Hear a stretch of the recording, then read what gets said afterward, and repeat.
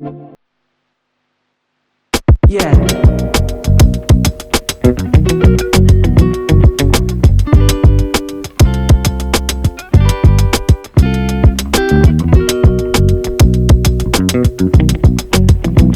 Talk. So we bring the most powerful, positive men, women, people experiences to you every moment that we get.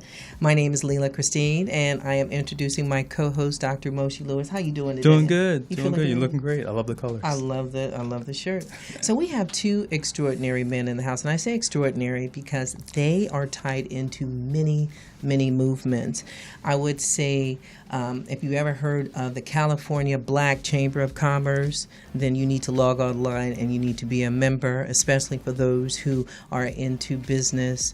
And he, meaning Jay King, he is the president. And when I found out, I was like, oh my God, I cannot believe Jay is responsible for business. I thought he was just music and Club Nouveau, and he was way more than that. Traveling Sure. and, giving everybody the happiness with Situation Number 9 and blowing my mind and everything like that. So now we are bringing Jay King and one of his amazing directors. He works with right next to Jay King side by side, making business happen for people throughout California, and I would say all across California, from Sacramento to Los Angeles Right. to Everything San in between. Diego, everything in between. And his name is Will McClure. As a matter of fact, my last name is McClure, so I actually was doing some family history. We had to talk about may be this some lineage afterwards. there. Yes, we might be connected. So I'm introducing Jay King and Will McClure. How are you doing? How you feeling? I feel good.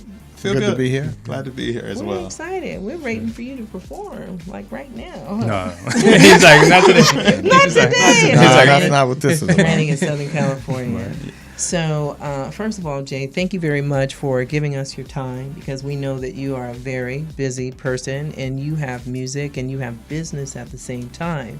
And I was recently in Sacramento, and I was very impressed with the California Black Chamber of Commerce.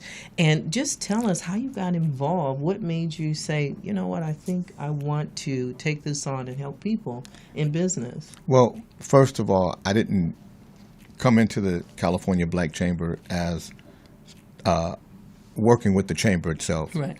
The California Black Chamber had a radio station, 97.5 KDEE, Right. that is controlled by the foundation.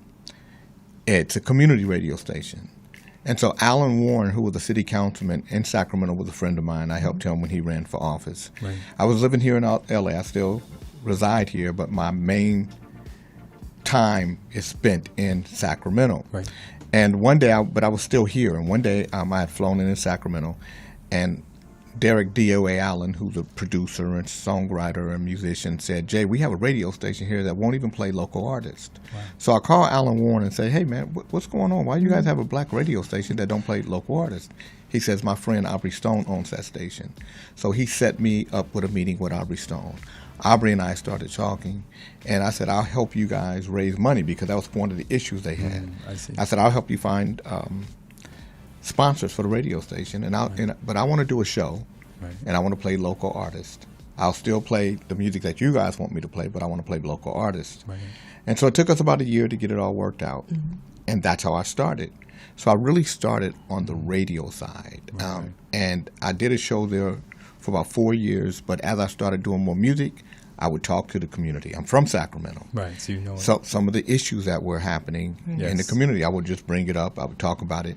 So the radio station developed a relationship with the community through that space. And then Aubrey Stone passed away from cancer in 2018. So in January of 2019, they asked me if I would be the president of the California Black Chamber. And I think a lot of it had to do with they wanted somebody who was familiar with the community, Right. who was familiar with what the California Black Chamber's mission is, Right.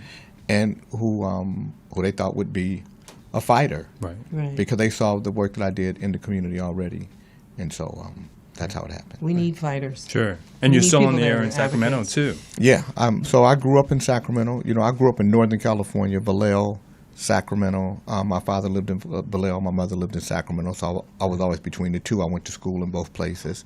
But I've been in Los Angeles since 1989. I've always had a place here. Wow. and because of music, when I did Rumors, which was in 1986, and you couldn't be in the music business and not be in Los Angeles or New York. Right. Well, those days Right, are those are different. cities, Right. right. And to a LA, certain New extent, York. that hasn't changed completely. Well, no, it has a lot now because of technology, and that's the wonderful thing of the world we live in. We live in a world that's really technologically advanced. The problem is, as a community, we're not up with the technology, and we're not up with when it comes to the mechanics of business, Right. and because organizations like mine just didn't do a good job. We didn't do a good job in developing small business and being a resource for small business and being a conduit for small business and sometimes being that honest Right. voice that we don't want to Be hear. honest. Right. Right. So when I look at black business, 96% of African American small businesses are what we call micro or mini micro. Right. We are. One person. They make just a few. no employees. They make less than $100,000, less than $35,000 a year. 96%. That's almost all. That means only 4% of our businesses have one employee or more. Wow. Right. So we have some serious work to do. Sure. We do. And this is where Will, when I met Will, when I first became the president of the California Black Chamber, and I took on Aubrey's position with the with the Small Business Council for Caltrans. Okay. And Will was working for the Department of Transportation at the time. He oversaw their Office of Civil Rights division. Okay. And so I'm walking into a space that I don't know a whole bunch about. Sure. And I'm looking at these charts, and I'm looking at all this money, and I see that black folk only got 2% of $418 million. Wow. Wow. And I say something, and this is my first meeting, Sure. but as I'm reading the report, Exactly. You're like, wait. a Jay's minute. going to speak. as I'm reading the report, though, and I'm listening to everybody, I'm like, I raise my hand and I say, let me apologize to Caltrans. We haven't done a good job as African American who are at the table. We haven't done a good To job. request. And so moving forward, the California Black Chamber will be in the middle of all of this. And that was my mission. And then Will said, hey, I want to talk to you. And then we went out to lunch. And then Will sent me 1,000 videos of stuff. right. 2006, actually. I counted. And I really started, and that's how I really started learning the programs, Coming up to speed. that the DBE versus the DBVE program, the state versus the federal, why they are two different goals. One is race conscious and one is race neutral, because of Proposition 209, race cannot come into any of the Contracts or bids. conversation. Yeah, if it's state money, we can only talk about them as either small businesses, micro businesses, or veteran-owned businesses. But you can't factor in race at all. But with the federal program, the DBE Exact program, opposite. it is the exact opposite, and Wow. the goals are different. So just learning that kind of information, Critical. what I realized was this: our leadership has failed us in a lot of ways, and we have failed our communities in a lot of ways because we don't. We feel like we can't be critical of people that are in critical positions Yes. for our growth. Sure. And we need And to ask so those questions. we allow mediocrity to drive our communities. We're not financially literate. We don't talk about financial literacy. I don't tell me the leader nationally or locally that that speaks about financial literacy for our Right, community. Right. It Yeah, frightens that's us, true. intimidates us, so we stay away from Yeah, it. so if we had invested $80 into Bitcoin 13 years ago, right now you'd have $20 million. That's right. $80 Right. would have net you out $20 million right now today. So we have to become speculators and investors in the market. Right. We have to, if I have money and the people around me don't, I'm not doing a very good job. Right. Because you gotta lift them up. Because if I'm the leadership of the people around me and I'm the only one with money, I'm a horrible leader. Right. Wow. And we have to say that. I'm not lifting up my community. And so when we are organizations like ours, I know how important our organization is to small business. And so if you work in my office, Stephanie told me this morning that I'm never satisfied. Nothing is ever good enough. Sure. And you know what? It probably isn't. Sure. Right. Because we cannot be, because we're so far behind. We are far behind. We can't ever be satisfied, even with good growth. Sure. Good growth has to become great growth. Great growth has to become phenomenal growth. Right. Phenomenal growth has to become outstanding. We have to continuously build and grow, and we have to, if you're going to sit in the seat, if you're not willing to do that work, you shouldn't be in the seat. I'm hearing a political run right here. No. I feel like you should run for senator. I would never. I shouldn't say I would never, but running for office, I think. See, we got to be honest. Okay. And I don't know if we're ready to be honest enough to talk about this country and in the political process and the space that we need to talk about it. Okay. We live in a country that is baked in and foundationed in racism. Yes. That's true. Bigotry, prejudice, and bias. Absolutely. And if we're not going to have a conversation from that space, even as elected officials, because I want America to be great. I'm an American. Sure, right. Yes. You really want so, American. But sincerely. As an American, because I built America. Right. So I stand in America with a lot of pride because I know that this super country, this super great country, don't get to be without me. Right. I'm sugar. I'm tobacco, I'm cotton, and I'm the slave trade. So those four components built the foundation of America that we sit in right now. That's right. And so when I look at elected officials and folks who are elected, there's a lot of compromise in them. Yes. I have no compromise. I cuss. Yes, no, you don't. Yes, he does. No, Jay, not you. No. I use words that people say you shouldn't use. I didn't hear no bad words in my songs. No, not my songs. It's in my speech. It's in my word. It's in my. And so because we're liars, right. And we live in a society of lying. Everybody has to pretend to be this thing, and then so when you get mad at the person that you have conditioned to pretend to be this thing, you can pull the cover off and say, you was pretending to be this thing, right? When you knew all along. And was always so I'm not. So I can't. I don't He's know. I'm too honest. I'm not going to compromise. Yeah. Tell us about some of those first steps that small businesses just gotten their license maybe a few weeks or a few months ago that they need to take and the way they need to really come into the Chamber of Commerce. Well, we've definitely taken a different approach. You experienced it firsthand. We helped her get registered, get certified with the state, but like Jay says, when we met in that assignment as federal civil rights manager, I've been tasked to talk to dozens, hundreds of people, even being on a national travel team where we would go city to city, state to state, sort of fixing things, if you will. But Jay is one of the few people that actually watched the videos, read the stuff. Yes. And from there, we just really start with blank canvas saying, how do we take them from, if we're saying meet them where they are, then let's actually go that. There. I'll meet you wherever. Sure. I'll come to 24th and Florin. You can come to our office. We can meet on Zoom. We can meet on the internet. But the big thing we see is, how do you sign up for something you never heard of? So most people never heard of the small business program. They don't know that the stripes on the highway are a project. They don't know that you can get $750,000 for hauling away the trash when they do the Jail Desmond Bridge. Right. Because nobody's really trying to tell you about opportunities that will take you from disadvantage to this place you want to get to. So I think a lot of what we're doing are, one, just exposing people. We have awareness programs for science, technology, engineering, math for young people. We've kind of done that with the small businesses. Tell me what you see when you look out there on the highway.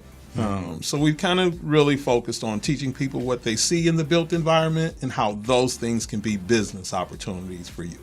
And so we know that not everybody it's going to be working on a highway or a bridge There's or a lots of tunnel. Like on communication. So we also know that when we deal with small business, African American in particular, Right. that we're social workers. Yes. And so I'm a tough social worker. Right. I'm going to tell you the stuff because I'm going to tell you you probably shouldn't be in business because you got to prove to me that you want to be. Sure. You got to be willing to fight for it. Sure. So If you really we killed small business, African American small business in particular, when we gave them grant money. Because once we gave them grant money, It was all over. we started. It was like welfare. You know, they want to get the check again. Right. What we didn't do is give them resources and technical assistance. Right. Because able to fish themselves. so by the time I get to you now I want to give you a grant Right. because I see that you're functional. But if you're not functional, all I'm doing is giving you money to make you pretend that you're doing business Right. when you're not. Not really. Right. And so what we've done is we're going to kill 44% of African American small businesses coming out of this pandemic. Right. 44% of African American small businesses will be wiped out, That's true. gone. That's true. And so how do we fix that? How do we correct it? I'm going to give you a couple other numbers too. Most businesses, 55% of businesses go out of business after 10 years. Right. Yep. That's true. 62% of small businesses go out of business within 5 years. 80% of African American small businesses go out of business in 18 months. Yeah, it's not So, each so, other's. It's so, because of financial resources. well, Yeah. and then we get And mad the tools. because we don't have the financial resources, and we say banks don't loan us money. Well, let me tell you what banks are. Banks are people that make money Right. And make from profits. money. Right. They're not here To do charity. to look at your dream and to make your dream come true. It's not their deal. Right. They don't care about your dream. Right. You know what they care about? Profit. Your money. Right. How much money can your dream make them? Sure. And so we can talk about the systemic racism, the bigotries, prejudices, biases, and we'll be right. But we won't win. Sure. So we got to decide, do we want to be right or do we want to win? Right. I like to win. I like that. I don't. win. Sure. I don't Sure. want to. I wanna win. So I don't want to concern myself with being right. Right. Sure. But we, as a community, our leadership in particular, they want to be right. That's why we don't call what is owed to black folk debt. We call it reparations. Right. Yeah. And so, and we were due reparations, but we had to get it when slavery ended, and the way the government paid slave owners, the government should have paid slaves. Right. But that didn't happen. Right. Right.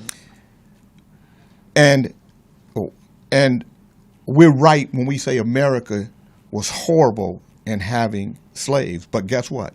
America will say the Africans that sold you into slavery were horrible. bad. So we got to figure. So we argue from the wrong place to try to be right.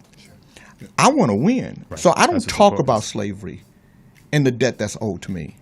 I talk about post-slavery because the 13th, 14th, and 15th Amendments give me the same inalienable rights Right. as my white counterparts. And my government participated in, Right. promoted, and protected criminals and criminal acts against me. Sure.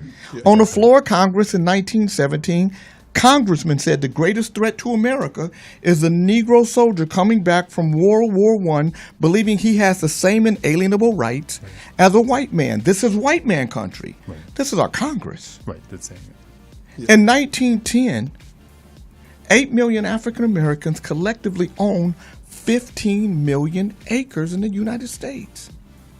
In 2022, 43 million African Americans collectively own 1.2 million acres. Right. What happened to over 95% of our land? Sure. That's Yep. right. Take- Our Right. government, Yep. the Exactly. Bureau Take it. of Land Management, was put in place to protect black land ownership. You know who stole more land from black folk than anybody? The Bureau of Land Management. Right. Is So- that deep or what? Yeah. So when you look Dropping at knowledge. and so when you talk about these things, and so now, so you say, Jay, what did that have to do with today? Well, most wealth is built on land ownership. Land That's estate, right. sure. That's So, right. so we don't have the wealth factor. We don't have the financial fortitude to go to a bank and put our assets up so that we can borrow, Right. so that we can build our business. A white dropout, a white high school dropout, More potential. has more wealth than a black or brown college graduate. That's what's Yep. not So- fair. It's totally that makes So we sense. got to start dealing with real facts, and we have to start developing a different kind of plan. Right. It's why I teach financial literacy, because it's what I owe. So when people, you can't praise me for it. Right. It's the debt I owe for the community that built me, Right. that We protected sowed me, into you. Right. Right. yeah, And you now know, you're giving back. that supported me, right? Sure. So you heard of Reviver, the digital license plates company. They just, I don't know if you guys know about it, but California just I think it's SB 984 Right. that allows for every Californian, 27 million vehicles, to own a digital license plate. Right. I have one in my car already. 175,000 of us did. But my proudest moment is that 137 regular black Californians own part of Reviver. Right. Now, the minimum investment was $25,000. Okay. So, you know, how many black folk in the neighborhood got They give a check $25,000? like that. Right. They don't. So what we did was we went to Neville, Boston, and said, look, if we create LLCs, Right. can we, as long as those LLCs house more than $25,000, can we bring the community Structure in? it. And they said absolutely. I So wanna we be made brought it. in. So we made it $2,500. Right. Much more. So if you had Right. $2,500, you bought 5,800 shares. Right. Okay. Is that Okay. still open now? No, I mean no, because it's, Right. because We didn't know about it. well, we got it pre-IPO. Okay. We were pre-IPO 35 cents a share. Right. Now, there's a potential of 137 African Americans Becoming millionaires. becoming millionaires and multimillionaires based on what they bought. So those are the kind of things we have to do. Those are the kind of things we have to institute in our communities across the state. We have to make affordable housing number one. Right. See, I don't believe that we deserve reparations. There's a debt that's owed to us for the crimes that this country committed against us. Our government owes us for illegal and illicit and heinous, murderous crimes against us. Yeah. And so when they have these reparation panels and stuff, I know they're not real because they don't have white folk on them, and they don't have Asian folk on them, and they don't have Hispanic folk on them. And we only make up 6% of the population here in California. Right. We make up 12 to 13% in the country. So we know we can't get it done by ourselves. We're going to have a coalition of America, and it can't be presented as white folk did this to us. It has to be presented as the government committed crimes against us, and white folks are going to jump on the bandwagon Right. faster than Same we with will that's because right. they can't stand the government. Exactly. Wow. Right. Exactly. But if we do it the right way, I believe that home ownership has to be at the front of it, where every African American has the opportunity to own a home. The government puts down 25% down payment for that person. I think based on your financial status, if you have money, money isn't a need, but you shouldn't have to pay taxes for 20 years. So that your money can build wealth. No taxes at all. So no state tax, no income tax, no taxes at all.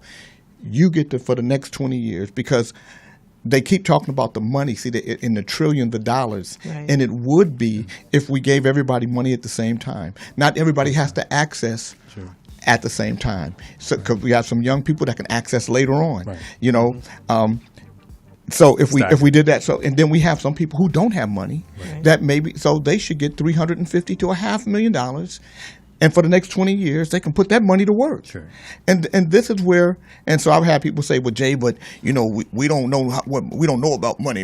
And I'm like, we didn't know about money when they was taking it from us. Right. So why should we have to be prerequisited to have to be money experts? I believe that if what we do is, as we see opportunities and we see people around us, we change. Right. Bring them in. And so I think we have to make sure that financially we do something that has to be, it can't be a one size fits all. It has to be movable and interchangeable, and it makes sense for the government.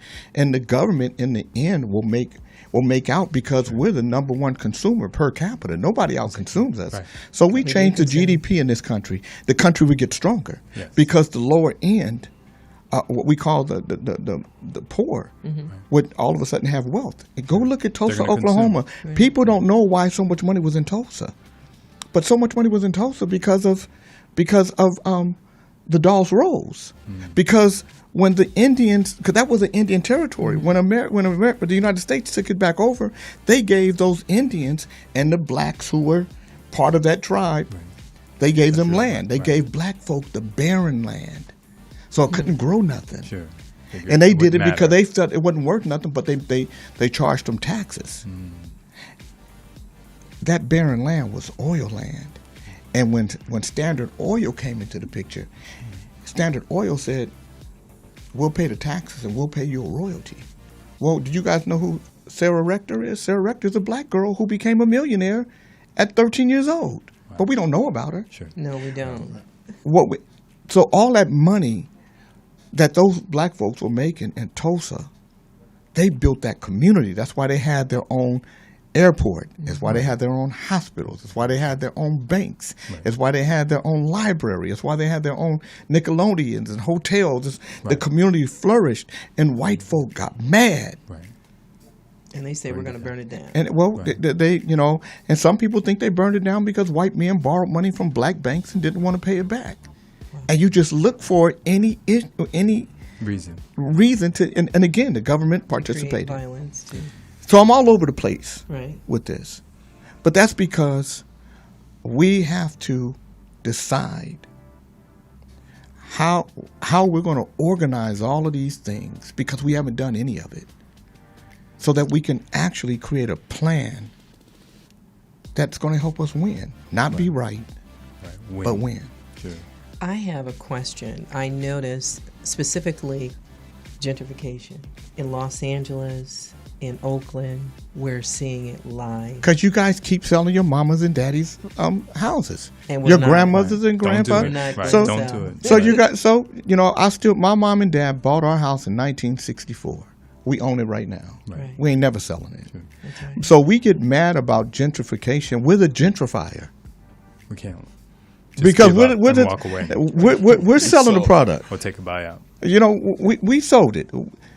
You can't get mad at somebody for wanting to buy a house that you're selling, right? And because they don't look like you. Sure. Because that's exactly what we were upset about before. Yeah. Right. So gentrification. Stop selling property. Start understanding value. But this is where our leadership has to be at the forefront of having conversations with the community.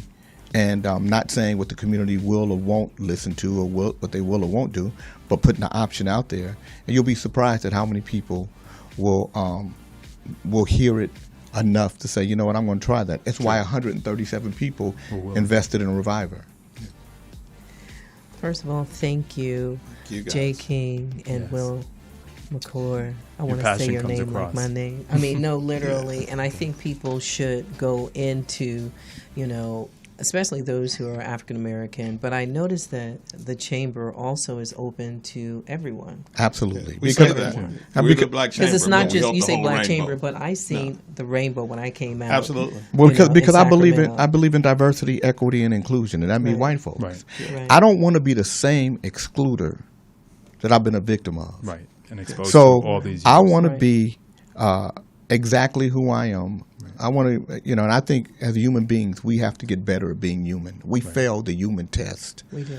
most often than not. And that's why you see the turmoil that we live in today. Sure.